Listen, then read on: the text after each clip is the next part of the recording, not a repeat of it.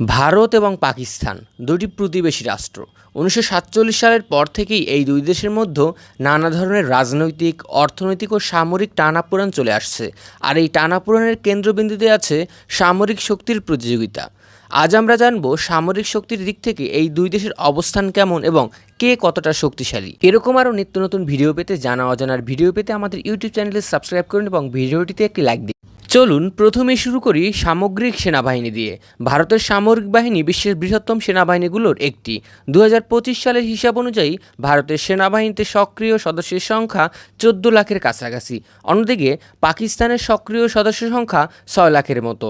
সদস্য সংখ্যার বিচারে ভারত অনেক এগিয়ে আছে পাকিস্তানের থেকে। এবার আসি প্রতিরক্ষা বাজেটের কথায়। ভারতের বার্ষিক প্রতিরক্ষা বাজেট প্রায় 75 বিলিয়ন মার্কিন ডলার, যা বিশ্বের তৃতীয় সর্বোচ্চ।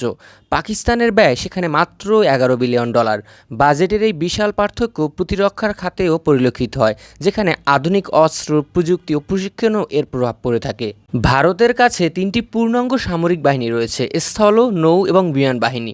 পাকিস্তানের কাছেও ঠিক তেমনি নৌ, স্থল ও বিমান বাহিনী রয়েছে, কিন্তু প্রযুক্তি ও পরিকাঠামোর দিক থেকে ভারত তুলনামূলক আধুনিক। উদাহরণস্বরূপ বলা যায়, ভারতের বিমান বাহিনীতে রয়েছে রাফাল, সুখোই 30 এবং মিরাজ 2000-এর মতো উন্নত যুদ্ধ বিমান। অন্যদিকে পাকিস্তানের কাছে আছে চীনা প্রযুক্তিতে তৈরি F-17 এবং আমেরিকান কিছু F-16 বিমান। নৌবাহিনীর ক্ষেত্রে ভারত মহাসাগরে ভারতের আধিপত্য অনেকটা সুদৃঢ়। ভারতের কাছে রয়েছে বিমানবাহী রণতরী NSI বিক্রমাদিত্য এবং নতুন করে নির্মিত INS বিক্রান্ত। পাকিস্তানের নৌবাহিনী আকারে ছোট হলেও এটি কৌশলগতভাবে অনেক সুদৃঢ়। পরমাণু অস্ত্রের বিষয়টি খুবই গুরুত্বপূর্ণ, কেননা উভয় দেশই পারমাণবিক শক্তিধর। ভারতের হাতে প্রায় 170টি পারমাণবিক ওয়ারহেড রয়েছে এবং পাকিস্তানের কাছে প্রায় 172টি পারমাণবিক ওয়ারহেড রয়েছে। তবে শুধু বিষয়টি সংখ্যার নয়, বরং ডেলিভারি সিস্টেম, নিয়ন্ত্রণ ব্যবস্থাও এখানে বড় একটি ব্যাপার।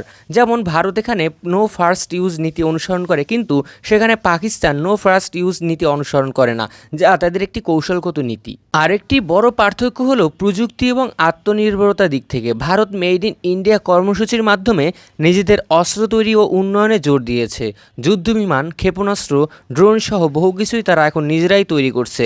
পাকিস্তান অনেকটা নির্ভরশীল চীন এবং বিদেশি কিছু বন্ধু দেশের ওপর। তবে পাকিস্তানও নিজেদের প্রযুক্তিতে বিভিন্ন যুদ্ধবিমান, বিভিন্ন ড্রোন তৈরি করার পায়তারায় রয়েছে এবং তারা অনেক ক্ষেত্রে সফলও হয়েছে। সংখ্যা কিংবা প্রযুক্তির বিচারে হয়তো মনে হতে পারে ভারতের তুলনায় পাকিস্তান অনেক পিছিয়ে আছে, কিন্তু যুদ্ধ শুধু একটা সংখ্যা, সামরিক বাহিনীর সংখ্যা কিংবা প্রযুক্তির উপর নির্ভর করে না, বরং কে কতটা কৌশল দেখাতে পেরেছে, কে কতটা দক্ষতা রাখতে পেরেছে যুদ্ধের ময়দানে, এগুলোর উপর নির্ভর করে।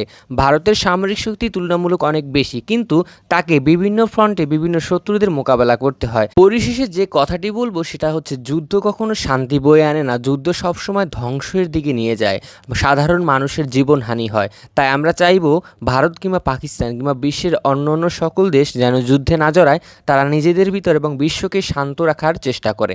আশা করি আজকের ভিডিওর মাধ্যমে কিছুটা হলেও তথ্য জানতে পেরেছেন। পরবর্তীতে কী টপিক নিয়ে ভিডিও চান এবং আপনার মন্তব্যটি আমাদের কমেন্ট সেকশনে জানিয়ে দিবেন।